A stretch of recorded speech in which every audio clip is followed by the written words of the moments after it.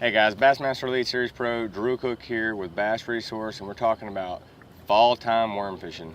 Fall is very frustrating for a lot of people, but it's also a great time to fish. A lot of people are, in the woods, deer hunting. There's less people on the lake, but it is tricky. The bass have been, you know, beat up all summer long. There's still a lot of fish that are out there. On those offshore ledges, there's summer spots, but a lot of fish are moving back towards the backs of the creeks, getting ready for that transition for them. And some of the things that I do, you have to, kind of get finesse with them. So a drop shot is definitely a big player in the fall, and I'm just drop shotting a cliffhanger worm. This is in tilapia, 5/16 ounce weight. You're throwing this a lot. You're dropping it on fish that are underneath you that when you're seeing them and they're not biting, it's very frustrating. You want something that'll get down there to them real quick so you can get in front of their face, and you might have to leave it there for it could take a minute after you see a fish on live scope or underneath the boat, and you drop it to them. It acts interested, but they don't. It's not like early in the year when they see it, swim down to it, eat it, catch them. It's a little tougher then. You might have to shake it a little longer, or not shake it at all, or just hold it tight. It just all depends. 10-pound sunline sniper, or this is whenever you have to get tricky. You start downsizing, and whenever I go from 10, I go small. I'll go all the way to 7 to get more bites. If there's a really good place that has a lot of fish, a lot of really nice fish, but it's had a whole lot of pressure, that's whenever you're gonna drop line sizes and maybe even drop your weight size. But I have that's my leader going to 12-pound SX braid from Sunline, and this is a 723 Dobbins Ecstasy spinning rod. This is a great all-around rod for anything really, but I really like it for drop shotting. It's got a good tip, good backbone. But this is whenever you get down to it and you need to get bit, the drop shot in the fall is the way to go. Another one in the fall is a shaky head. This is a 3/16 ounce shaky head from Gamakatsu. I throw this on 10-pound Sunline Sniper, 12-pound Sunline SX braid, and in the fall, a lot more of my fishing or shaky head fishing is around the docks. Leading into the back of pockets, maybe main lake docks. Just the fish that have been out there on those ledges have been beat for months, and they're starting to break up and starting to make their move to the back of the creeks and stuff. That's whenever I'm gonna pick this up and really seine those docks. We're making multiple casts to it, and a lot of places you'll have a good dock that has maybe a couple brush piles underneath it, or something like that. Maybe there might be a whole tree down there on one big stump, and those are places that those fish that got broke up from the ledge offshore will actually move to it. Half of the school, or 15 fish can be on one dock. And I'm throwing the shaky head on a Dobbins Ecstasy 753.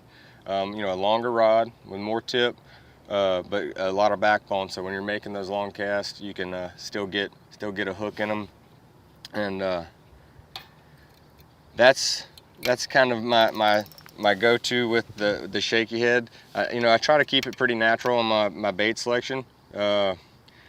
Green pumpkin based, watermelon red, or red bug. That's pretty much all I use. Something about the watermelon red and the red bug, it seems like those southern lakes, but not Florida,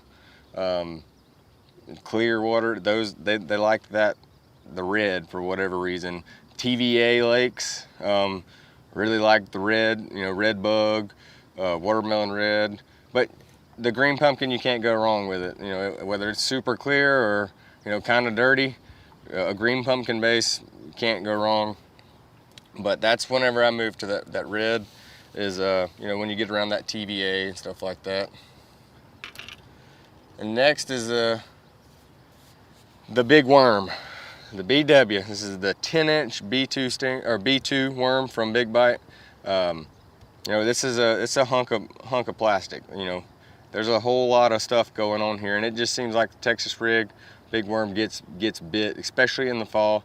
Like I said, those schools are breaking up. Where they were, they've kind of split up and slid down. Down the ledge. They might be 5 or 10 on one stump. Just from the pressure, and you're able to pick them off on this. I'm throwing this on 22-pound Sunline shooter. I've got this on a 754 Ecstasy Dobbins rod, high gear ratio reel. And I start out with a 3/8 ounce weight. If I get over, let's say like 10 foot, I'll go up to a 1/2 ounce. But the 6/0 hook in there is, it's a meat grabber. You drop the hammer on them and you get them really good whenever they bite this.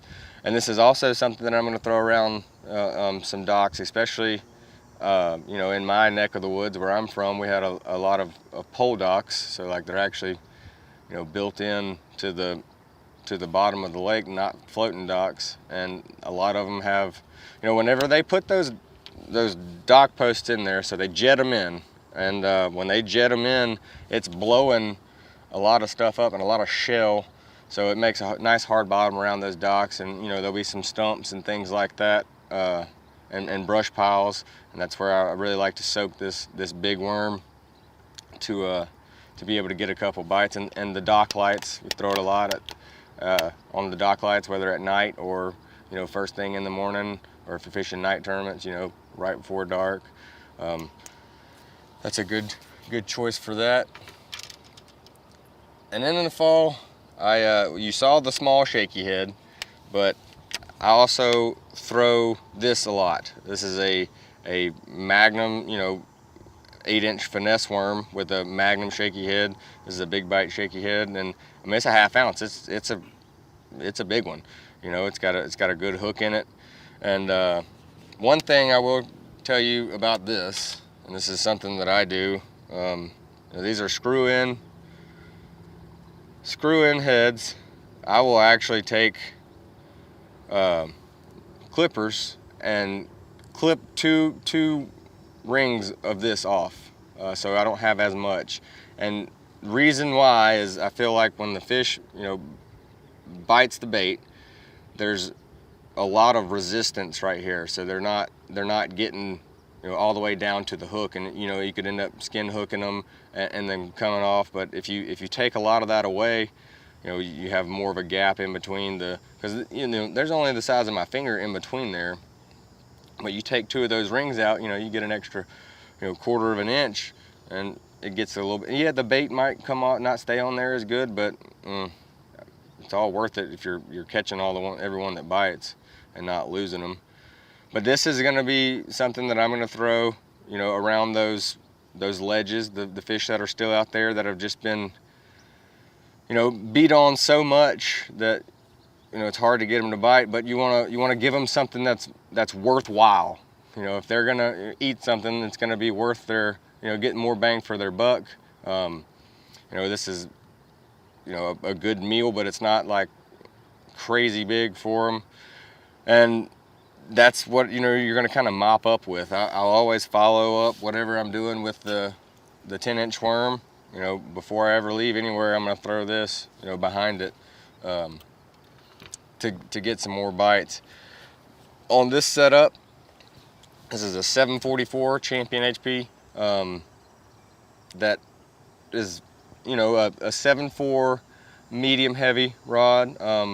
Not crazy big, but something, you got enough power to get them and bring them. 20-pound Sunline shooter. high gear ratio reel, and that's, you know, my big shaky head. So you got two shaky heads. One's super finesse and one's finesse that's, you know, for big ones. But those are my go-to fall worm baits, you know, how I fish worms in the fall. So make sure you try those out.